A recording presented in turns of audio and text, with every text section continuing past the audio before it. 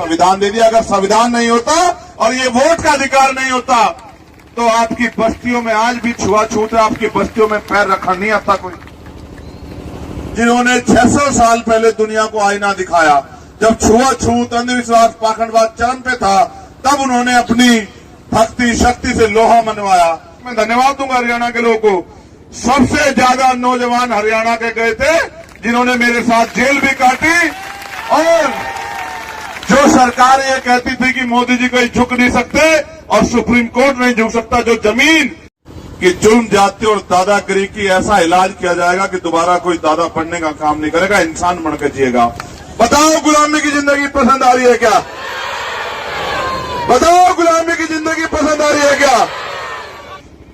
कहते हुए तकलीफ है कि अखबार पढ़ते तो पता लगता है कि कहीं किसी बहन बेटी के साथ अपमान हो गया है, कहीं गांव से सामूहिक बहिष्कार हो गया है, कहीं प्यामार के पेट पर लटका दिया है, कहीं मूछे रखने पे हत्या कर दी है, कहीं घोड़ी पे बैठने के उतार दिया है, कहीं बारात की बस को रोक के अपमानित किया गया है, कहीं तमाम तरह की मुसीबतें हैं, कहीं मटकी छूने पे हत्या हो गई है, किसी की जमीन को कब्जा लिया है, धार्मिक स्थल को कब्जा लिया है। और अगर कोई आवाज उठाता है, और मैं समझता हूं एक एक मिनट बहुत कीमती है, उसको खराब नहीं करना चाहिए। आप यहाँ बहुत संख्या में जुटे हो, बड़ी संख्या मेरी माए बहनें जुटी हैं, मैं उनका भी धन्यवाद करूंगा।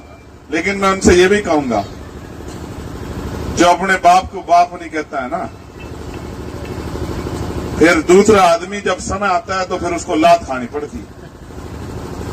हमारे पास ऐसे सदगुरु महाराज हैं जिनकी बात को अब से 600 साल पहले भी काटने वाला पैदा नहीं हुआ। ऐसे गुरु के, ऐसे कुल गुरु के सपूत बच्चे बच्चियां हम लोग हैं जिन्होंने 600 साल पहले दुनिया को आईना दिखाया।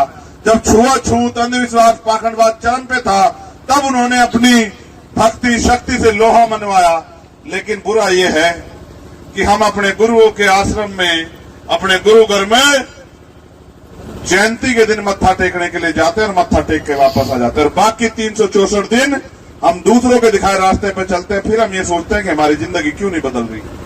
मैं तो पूरे देश में घूमता रहता हूं, मैं आपको बहुत सारी बातें बता सकता हूं, मगर कितनी बात बताऊं। मैं जब अभी वक्ता बोल रहे थे सुन रहा था, आप अपनी जिंदगी को महसूस करो कैसी जिंदगी हरियाणा में। हरियाणा छोटो देश का ये हाल है। जैसे भाई कमल कह रहे थे, पराधीनता पाप है, जान ले रे मीत, और रविदास दास पराधीन को कौन करे सुप्रीत। इसका मतलब ये है, पराधीनता का मतलब होता है गुलामी। गुलामी का जीवन पाप है, और हम यहां गुलाम से ज्यादा कुछ नहीं है। इस प्रदेश में और देश में हमारी हैसियत गुलाम से ज्यादा कुछ नहीं है, क्योंकि गुलामों के पास अधिकार नहीं होते, हमारे पास भी अधिकार नहीं है। और जो थोड़े बहुत अधिकार हैं, वो अधिकार कब छिन जाए इसका भी पता नहीं। फिर जिस दिन वो अधिकार छिन गए, ना तो आपको कोई मंच पे बैठने देने का, और ना ही आपको सुथरे सुथरे कपड़े पहन के अपने घरों में काम करने देने का।